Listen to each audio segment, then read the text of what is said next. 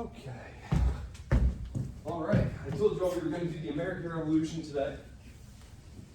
For those of you who have looked at the chapter for this week, you'll notice that that's not the actual last thing in the chapter. The last thing in the chapter is the French Revolution. But I don't want to talk about the French Revolution because I actually don't think it fits with the themes that we've been developing. The French Revolution is really the starting event of the 19th century. In fact, there's a series of books written by a British historian. They're quite famous. They form a trilogy called The Long 19th Century. And the first one, The Age of Revolution, starts in 1789 with the French Revolution. And the final book, The Age of Empire, ends in 1914 with the outbreak of World War I. And really, it's very, I think, conducive to thinking about, and it's how I think about it. I think about the long 19th century as a process that begins with the French Revolution and ends with World War I, which of course you know, because you've heard me lecture about this already. For those of you who haven't, I promise you it will be worthwhile to hold off on the French Revolution until next week. Because the American Revolution actually acts as a nice capstone to what we've been talking about, which is the development of colonial empires, the different ways they evolved. We also had talked about things like the Enlightenment and how this is going to inspire new ways of thinking about political society. We talked about the Renaissance, the rediscovery of older forms of government, the classics. As we're going to see, the American founders were very, very interested in classical Rome. In fact, James Madison, the author of the U.S. Constitution, was very interested in a specific historian named Polybius. And if you go online, you can actually find Polybius' writing about the high Roman Republican period. And they were very interested in that.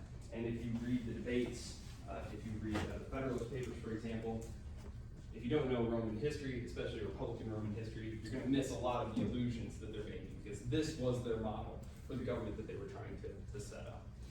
So, here we are. I'm going to grab my laser pointer, so you can say, actually, I already have it in my pocket. Just kidding. Before we go on and launch into this, are there any questions, comments, or concerns? Any thoughts? No? Okay. All right, and I'll just jump right in. Okay. The Enlightenment. We talked about this. There's probably going to be a couple of questions on your exam about the Enlightenment. New ideas about sovereignty. Remember, during the medieval period, the evolved idea of political authority was that it was top down, that it came from God to the king, and that this was a divinely ordained social order, right? The Enlightenment, however, turns these ideas on its head and says, no. Actually, sovereignty grows up from the people. Now, there were, and of course this is a 100 level class, I've said it a million times, I'll say it one more time, I have to generalize. I can't go into every single different detail. There were, for example, Hungarian lords who, in their own golden bull, which was kind of like their Magna Carta, they had the right to revolt if the king was not, if their king was not fulfilling his obligations.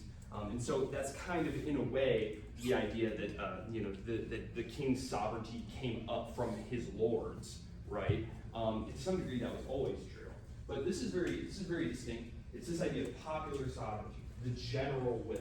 Now, this particular idea comes from Rousseau, and I would probably make that a quiz question for week after next for the French Revolution, because Rousseau is actually really influential on the French revolutionaries. For the American revolutionaries, they're much more interested in people like John Locke and his theories of property. John Locke.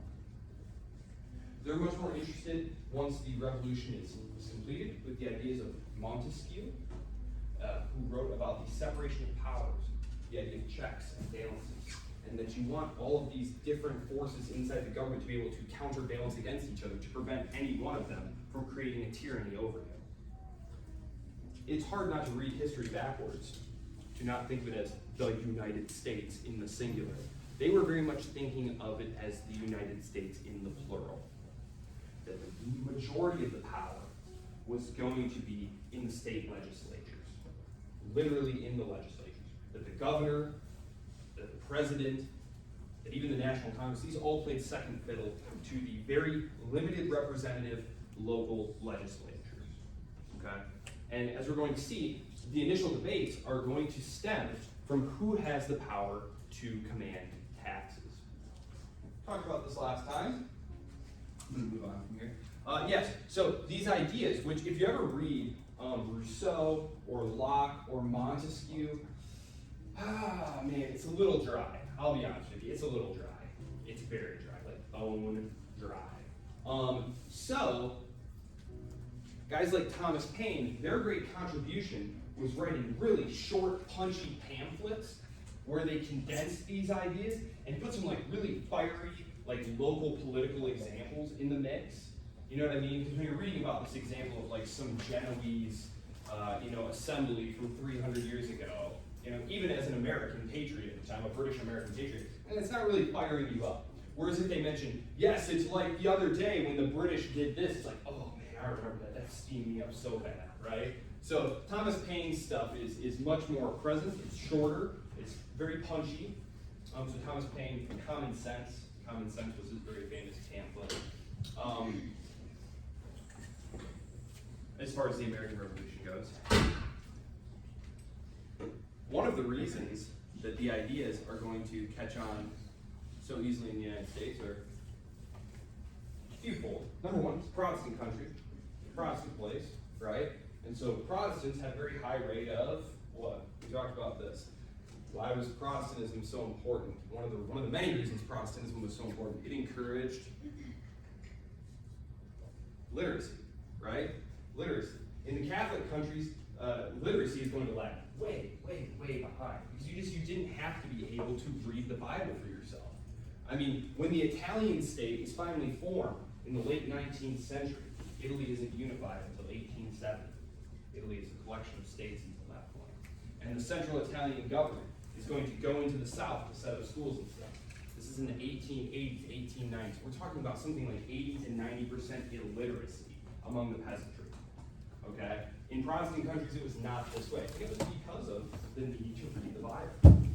So I keep wanting to call it the United States. It's not the United States, though. It's the British American colonies.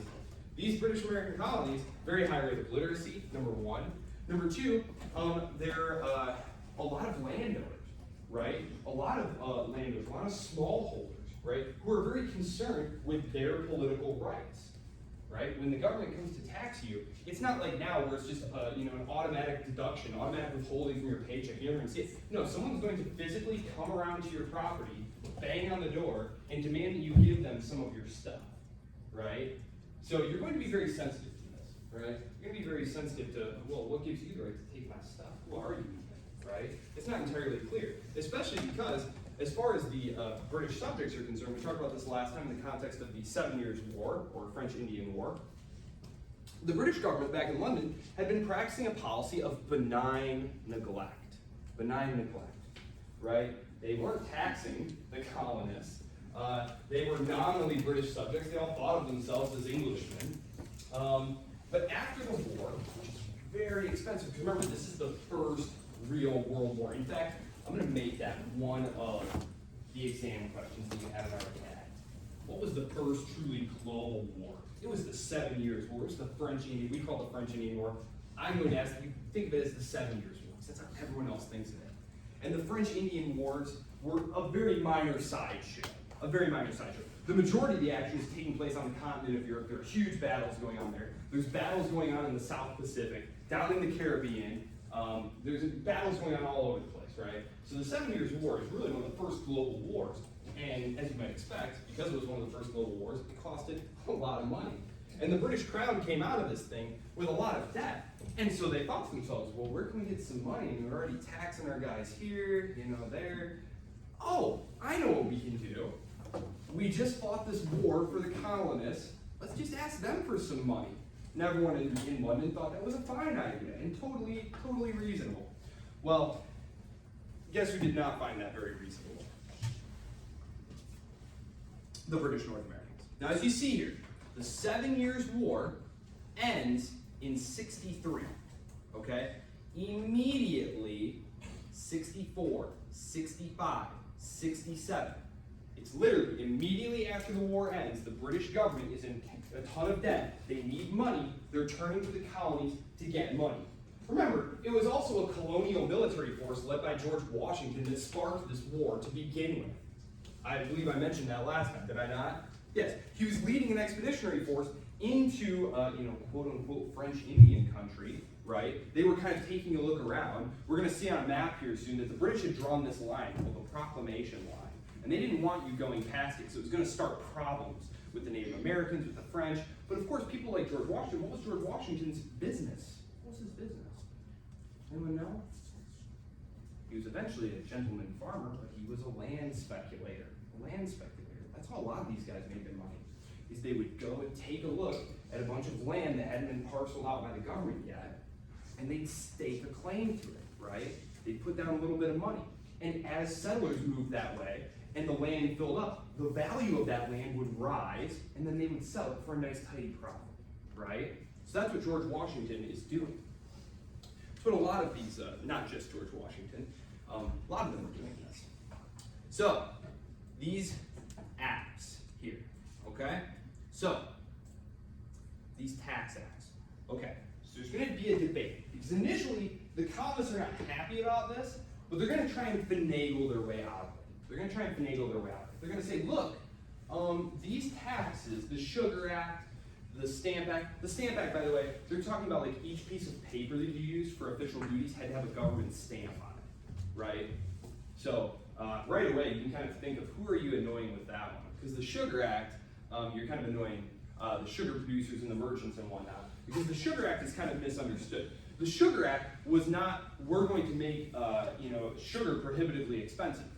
What it was a way to subsidize, to lower the cost of East India Company sugar that was coming in. Basically, the British East India Company was struggling, and they thought, oh, this is a way to help them offload a bunch of their product. We'll just give them a competitive advantage selling their sugar in North America, in British North America. But of course, who was opposed to that? Growers of sugar in North America, right? Shippers and processor of sugar in North America. They were being discriminated against by the British Crown on behalf of the British East India Company. The Stamp Act. You're literally annoying the lawyers and the printers, right? You're annoying the newspaper printers and you're annoying the lawyers, okay?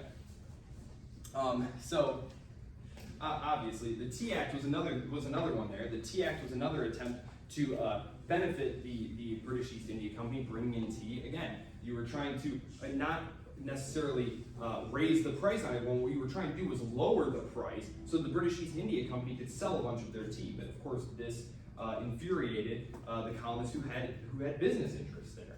And what you're going to see, and this is why I think it's much different than the French Revolution, not just me, a lot of people think it's different. One of the reasons is it's the merchants and the wealthy who are going to organize resistance. It's not a popular revolution. It's just not. The American Revolution is not all of us taking up arms and storming the Bastille. It just wasn't that. It was literally the privileged, richest, wealthiest people in the country, in the colonies, getting together and saying, are you guys kidding me? Look what the government back in London is trying to do to us. They're trying to melt us. They're trying to squeeze us. And we don't even get a say in any of this, right? We talked about this last time. I had mentioned that book, The Ideology of Creole Revolution. We had talked about the Creole class being those whose parents had come from Spain or from England and who had settled in the colonies and who had you there, right? And so then you're being ruled over by your basically fellow Englishmen. When you read their debates and one of the arguments they make is, we're Englishmen. Why did our rights to representation in the parliament disappear just because we crossed the sea? Our rights should have come with us. And the British government says, well, okay, we kind of hear you, but you have virtual representation in the parliament. Virtual representation. Virtual representation meant, look, we get that you don't technically have a vote, but the parliament makes laws for all of the king's subjects, and they do so with the general good in mind. So you're basically taken care of. They weren't that convinced by this argument, as you might expect. Again, they had their own general assemblies. Probably the most famous was the Virginia House of Burgesses, which was governed by a constitution, which was crafted by James Madison, who, as I said, would be the later architect of the American Constitution.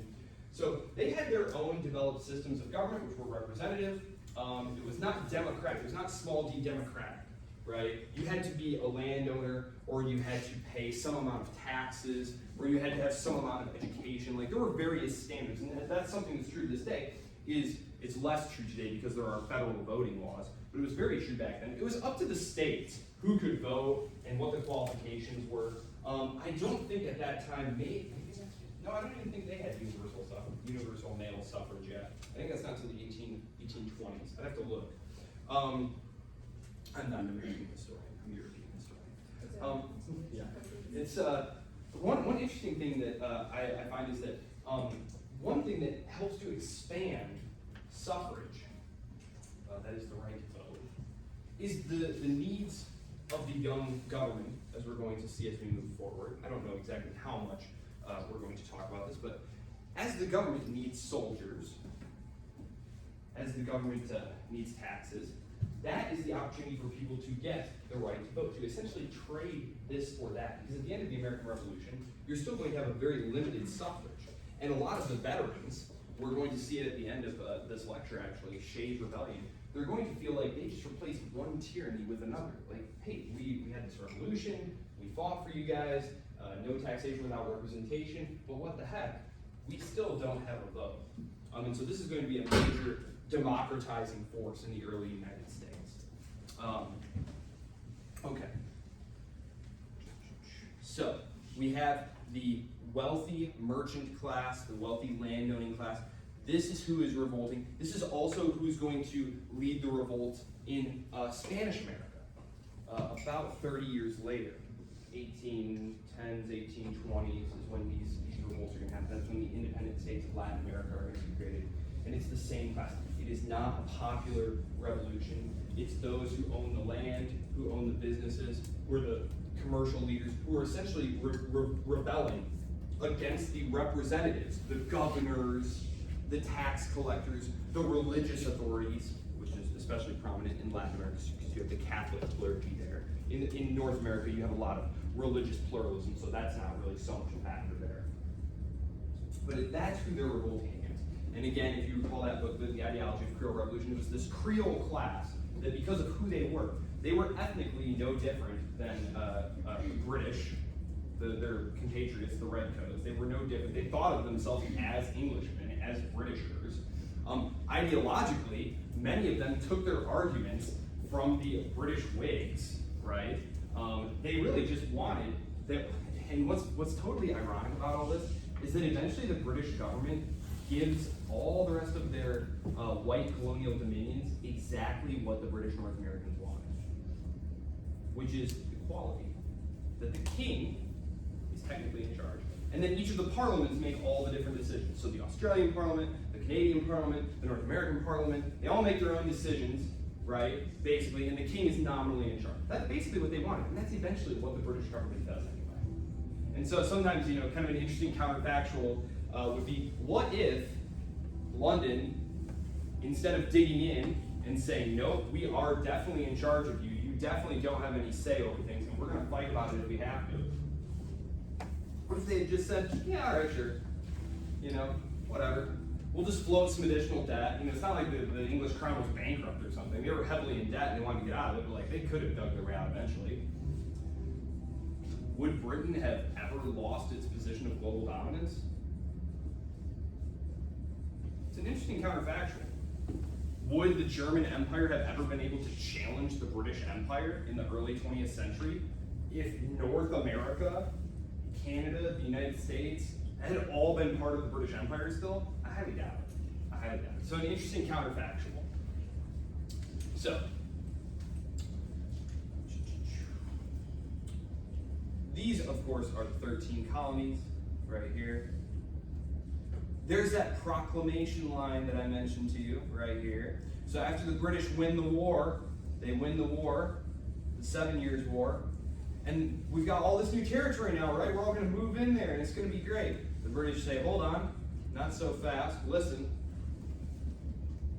these North American tribes really helped us out in this war, and there's a lot of commercial value to these lands, and so we'd like you to just kind of stay where you are for the time being. just no one crossed this random line that we drew here. Does that all sound fair? Does that all sound good? To the British government, of course, that sounds great. To people like George Washington who want to go speculate on these lands, it doesn't sound so great. Because of course, what's going to happen if you keep poking around across this line? It's going to provoke more wars. And the British government at this point is saying, we're super in debt, we just got out of a war, we don't want any more wars, right? We just want some peace and quiet for a decade or two. Okay. Yes, there we go. So it's right there along the yep, okay. This is one of the big complaints here. I'm just going to go through this here so you can see, because the book really does a fabulous job of summarizing the events of the American Revolution, which is one of the reasons why I wanted to use the book today. The other was just to show you just how great it is, to make sure that you are all reading it over the weekend.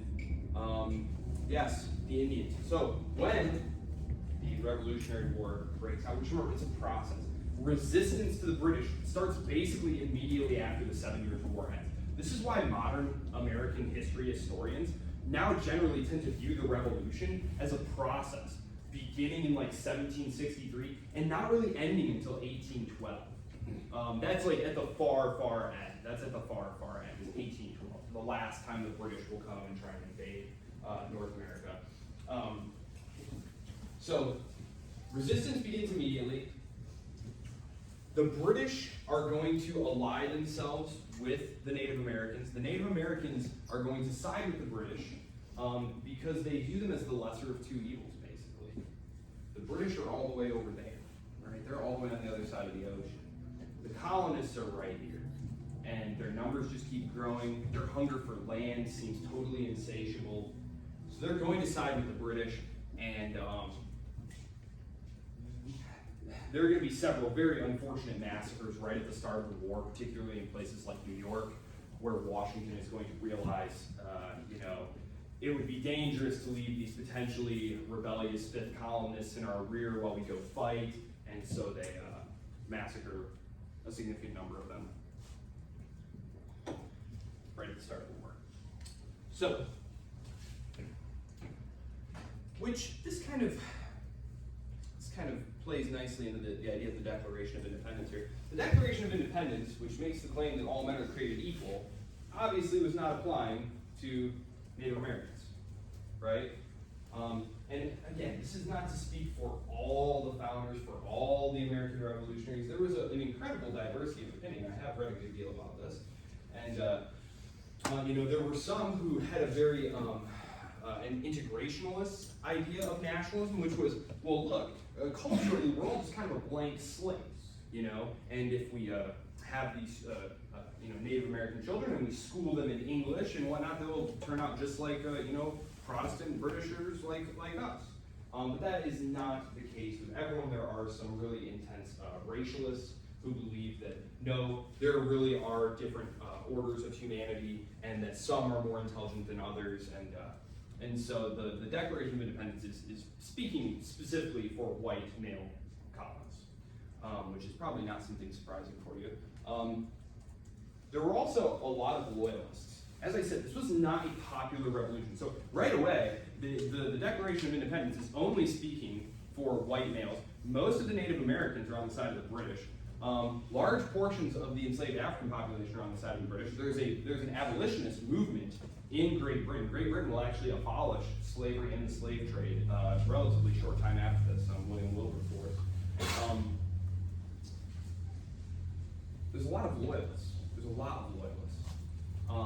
This is going to be a largely guerrilla campaign. Very few set-piece battles. The set-piece battles that do happen are largely just to placate the French. And I'm going to get into this in just a minute, but basically George Washington, what's he famous for as a military leader? Conducting retreats, right? And that might sound like kind of a jab at Washington, but actually conducting an orderly retreat under fire is very difficult. And most of the casualties in a battle happened during what was called a rout. This was when your guys all just turn around and start running away from the battle, right? That's when most of the horrible amounts of killing happened. So being able to conduct an orderly withdrawal, an orderly retreat, without losing tons of guys, that was actually a pretty profound military skill. So I know everyone says, oh, Washington, never won a battle, etc. All he did was retreat. There's an art to conducting an orderly retreat, and George Washington was masterful at that. And George Washington also realized that as a small army, that the thing they could not tolerate, the thing they couldn't handle, was a massive defeat, right? They only had one or two really small armies, right? They couldn't afford to stand in a pitched battle and have everybody get cut down just to say, we fought to the end there. It was important to keep an army in the field, to keep the war going. Because what the British Americans are doing is they are hoping, and your textbook kind of skips right over this. They skip over the war, basically, which is fine. I will just kind of run through the war very quickly. It's not absolutely pivotal that you know exactly what happened in the war. I'm assuming you know to some degree. They revolt, armies go into the field, the British try and hunt them down, they can't. Washington always retreats from battle. Eventually the French are going to come into the war, and this is what Washington had been waiting for. This is why he was just trying to keep an army in the field. The French, who had just lost all their territories to England, to Great Britain, had been humiliated in the 7 Years' War, are looking for a chance to get back at the British base. And they view this American Revolution as a great way to do it, right? So they're going to provide quite a lot of funds and also, very importantly, naval support. Naval support. The war ends, of course, when Cornwallis is cut off from retreating at Yorktown. How is he cut off? The French fleet is blocking his way, right? And it's the French who are telling Washington, because the French send like military advisors and stuff, like, George Washington, you gotta get your guys down there. And George Washington's like, I don't know, should I go down there? They're like, no, hurry up, get down there. You can trap his army down there and end this war. And so that's what happens, basically. So the French helped the Americans win the war. This is all part of geopolitics. One of the things that really interesting, I wrote an article about this years ago, was one of the reasons that the French were even able to do this at all is because of the first partition of Poland that was going on at the time. So it's just kind of interesting to kind of, as you study history more, to kind of view it with kind of a wide-angle lens, right? That things are not happening in isolation, and especially when you're an American, living here, in the most powerful state, the center of all things, right? It's hard to appreciate that there are other things in the world happening and that other things do matter. And this is one of those instances. So, after the war, peace is made. It's a very unstable peace. The British aren't entirely happy about this, obviously. And in large part, the War of 1812, one of the reasons that modern American historians, small and modern American historians, view the Revolutionary period as this long process is because it really isn't until after the War of 1812 that the British government really start respecting the agreements that they had made to end the war in the first place. Things like vacating the frontier forts, allowing American fishermen to fish unmolested in the waters off of the coast, the cod fisheries and stuff. One of the big problems is impressment. Impressment is going to be a problem. Basically, the British Navy just rolls up on your boat and says, hey, you all look like a bunch of British subjects who left your post, and then they just grab you all, and now you're in the British Navy, right? This is going to be something that they do, especially once the Napoleonic Wars get going in the late 1790s and early 1800s. Yes? Is this why we kind of like invade Canada, like the War of 1812? Yeah, one of several reasons. If Thomas Jefferson were alive today, I think the very first thing he would say is, "Are you kidding me? We never conquered Canada?" Really? 90% of the Canadian population lives within like 60 miles of the border. It's kind of incredible. Yeah, bungled invasions. We tried to invade Canada multiple times. That is one of the reasons is they're trying to divert British resources away from other fields of battle. So there's going to be border clashes, and actually the British are going to take advantage of American distraction during the Civil War to kind of proclaim an official border line there. And by the time the American Civil War ends, the American government just kind of decides, I guess we'll just deal with it. They're more concerned with what's going on in Mexico at the time, because during the American Civil War, the French and Austrians put an Austrian emperor on the throne of Mexico. So again, it's just kind of cool. As Americans, we just don't really think about that stuff. It's not really that important. But it's interesting to note that there were other historical actors doing things. After the Revolution, yes, poor Americans often left wondering what they had fought for. Taxes, very, very high. The years following the American Revolution were not a great time to be an American. Inflation was rampant. They had been printing money like no tomorrow. Early experiments in paper money in the United States were a total disaster. The Continentals, so you're a soldier, you're in the army. First of all, your pay is always late, sometimes like years late, months and years late. And you finally get it, and it's in this like worthless paper, right? It's in totally worthless paper. So there's going to be a rebellion. There's going to be a rebellion, Shays' Rebellion, right here, as you can see, 1786. Okay. And this is going to be one of those interesting early moments that sort of determines and says a lot about the nature of the government to come. Because these farmers are essentially saying, this government that's been established does not represent us. It's taxing us without our representation. And we are going to revolt and break away. George Washington leads an army into the field, crushes them.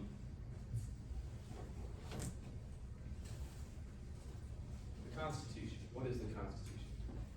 It's now becoming vogue. There have been several historians who have written books about this now. To see the Constitution as kind of a coup. As kind of a coup. A coup by centralizers. You've all read the Federalist Papers, right? Or you've all heard of the Federalist Papers. I shouldn't say you've read them, but you've heard of the Federalist Papers. These were the arguments being made by people like James Madison, right? And John Jay saying, here's why we need a Constitution. Here's why we need a Constitution. Because when the Revolutionary War ends, we have what's called the Articles of Confederation. And it's just kind of a loose alliance between the various colonies. The Articles of Confederation do not allow for the central authority to tax, to command troops. So basically, if the central government needs something, they have to be like, can we have some troops?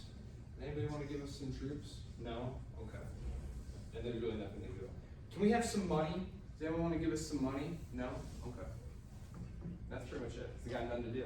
So, the framers of the Constitution, people like Washington and Madison, they are very afraid that this fragile union is going to break apart, and that they're going to fall prey to foreign intervention, that the British are going to be able to kind of move into Georgia or something like that. You know, like the state of Georgia is just going to invite the British in, you know, negotiate some commercial concessions, and then next thing you know, the British have like a naval base down in Georgia, and there's just going to be a lot of internal dissension, fighting among the states,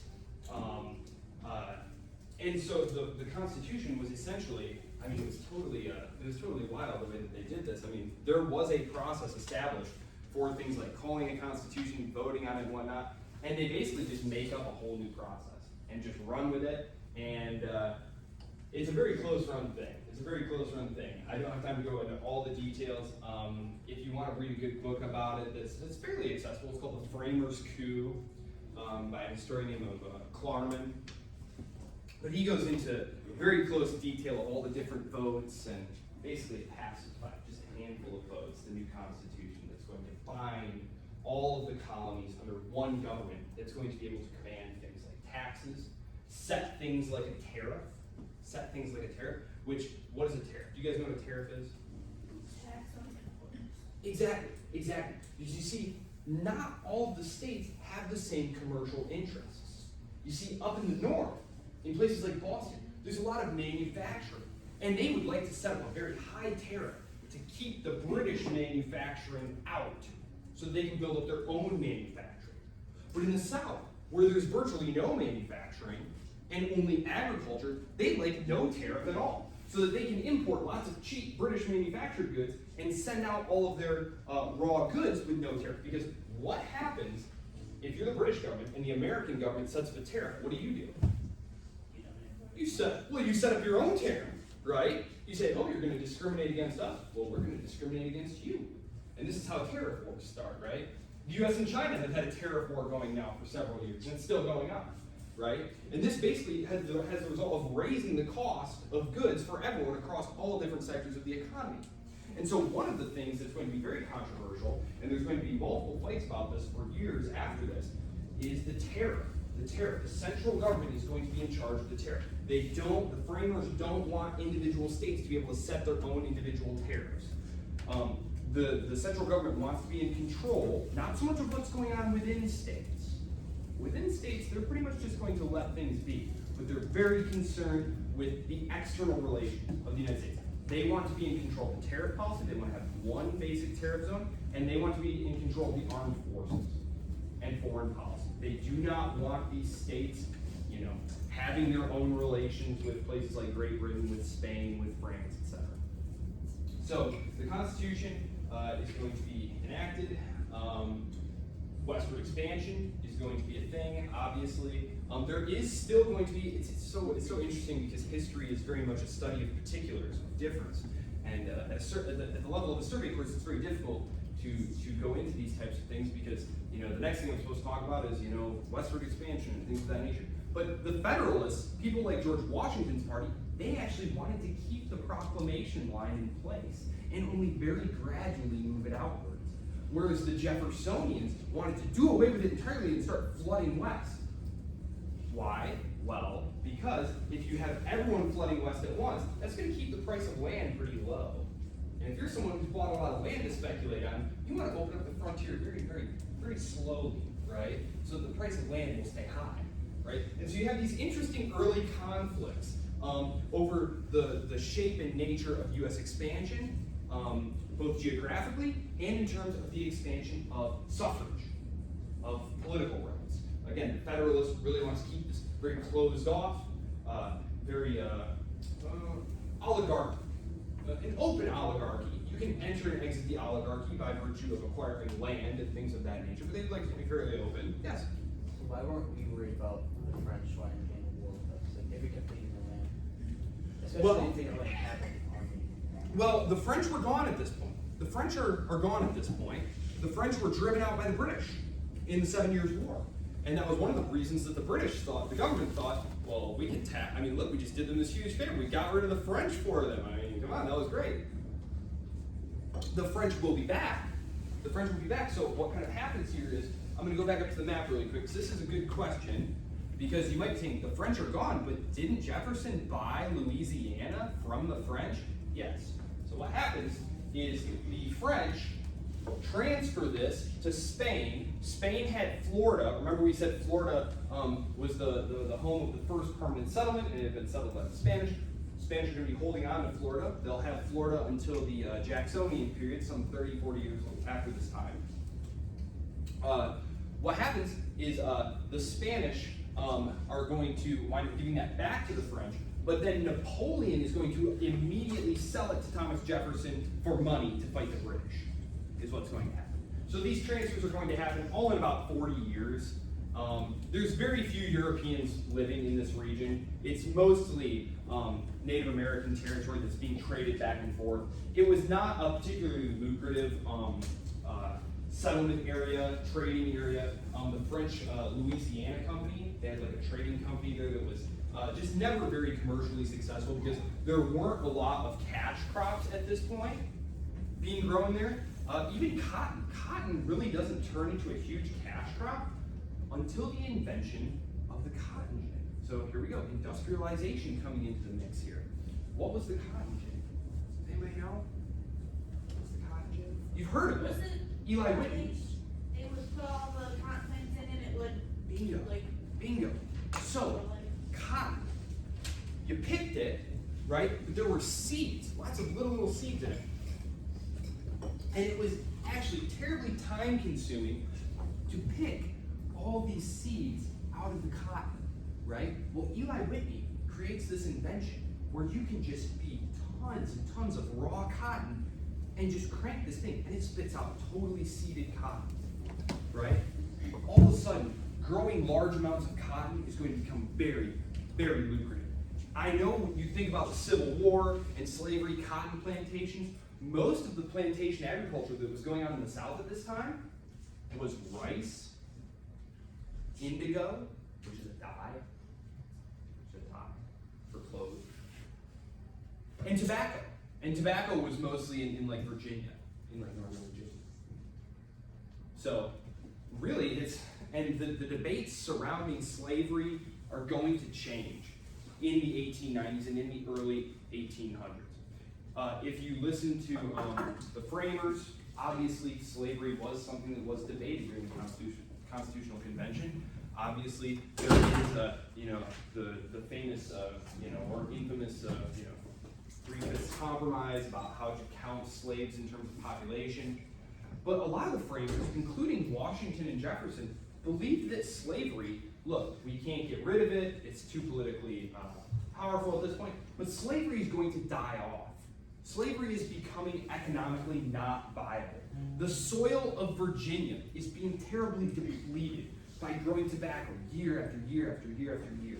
And there are other sources of rice, and there are chemical processes that are creating indigo. Eventually, slavery is just going to die out because it's not economically viable anymore. The cotton industry is going to change that. The cotton industry is going to change it. And you're going to see a change in the way slavery is talked about politically in the United States. You're going to see a change in the way that it is commercially exploited, because Virginia slave owners are going to go from using slaves to grow things to literally growing slaves to then sell to the cotton territories as they expand. This is one of the reasons, and again, this is kind of complicated, but one of the reasons that the slave trade, the transatlantic slave trade has been banned, and there's going to be a debate about bringing it back. The Virginia slave owners are actually going to fight to keep it gone. Why? Because their industry now is literally having their slaves make more slaves so that they can sell them down here. Whereas the Southerners are saying, no, we want to open up more supply again to lower the price. And so again, there is a literal there is a literal traffic in human commodities, and it's going to be a huge driver of economic growth in the United States. Slavery, as we said, it's not that it doesn't exist in the North, but it's very different. There's a lot of small-scale domestic plantations, as we talked about. It's the climate, it's the soil. It's not an area that's conducive, if you've ever been up in the Northeast, to large-scale plantation agriculture.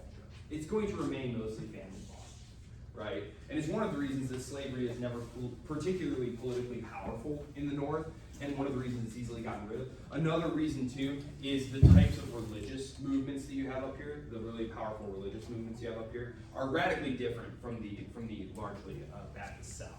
You have a lot of Quakers and Puritans up here, right? So that's all probably pretty familiar with you guys. And we will talk more about that. Obviously, the United States has not featured in our lectures so far. And it really will disappear from our lectures for we have our test next week, and only a couple questions will be on the United States. And then the United States is kind of a total non-entity in terms of world politics for the next 100 years. It isn't really until the 1890s that the United States starts being taken seriously as a world player. So we'll say goodbye to the United States for the time being. I'm sure I will have occasion to bring them up every once in a while. But yeah, there you go. Any questions? Yes? Is the test on paper or on computer? The test is on paper. Those of you who would like to take it with Manda, I have your letters and stuff. We'll arrange for that next week. As I said, the test will be primarily multiple choice and true or false questions with your choice of one essay question. You will have seen 75% of these questions already because they are what your quizzes were made of. The other 25% of the questions are all going to be taken from the reading, from the textbook. You've had 4 chapters. To read. I will, on Tuesday, when I see you next, go through the essay question options as well as the other content that you will see on your test, and where in your textbook you can look to find it, to read it up, to make sure that you know it. So, any other questions? Yes? Can I have any math questions, right? Where we have to look at a blank map and That would be funny. No. Does anyone want some math questions? Geography questions? I just want to make sure. I wasn't planning. No, I'm more. Again, I view history as more a process of narrative being able to explain how we got from here to there. So I don't care if you can label, New Spain versus New Granada or something like that. As long as you can tell me, something about the development of Spanish colonial practices, and why that. I think that's more important than being able to, do kind of like some sort of trivial pursuit, like, Yeah, no. Good question. Anyone else? Quiz open. Quiz closes on Saturday. If you have any questions, feel free to email me. If you are driving, drive safe. It looks like it is kind of snowing while I've been talking. Otherwise, I look forward to seeing you all on Tuesday. Have a great weekend.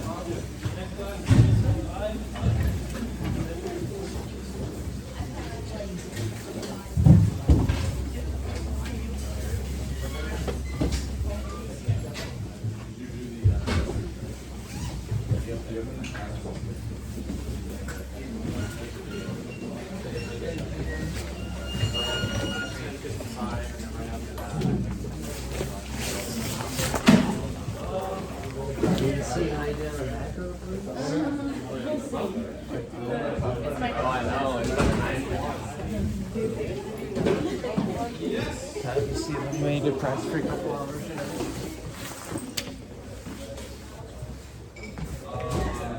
Right now, no.